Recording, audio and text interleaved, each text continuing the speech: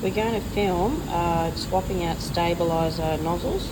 The top of the nozzles get debris through the holes because they're like a Venturi nozzle. They actually draw in air, so everything in the environment gets sucked in. So I'm just changing nozzles to put actually clean inserts in. So you'll need a size 19 and a shifter. Loosen it off. I don't take the bottom off because it's not necessary, it's not dirty. So there's your insert. That jet's pretty clean, doesn't actually have anything in there. There's an O-ring in there that you have to make sure stays seated.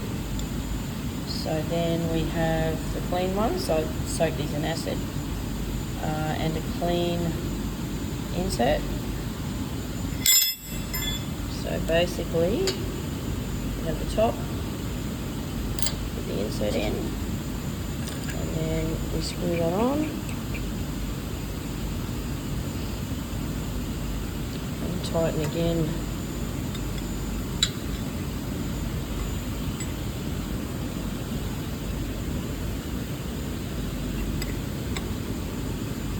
Spanner and shifter, just so it's nice and firm.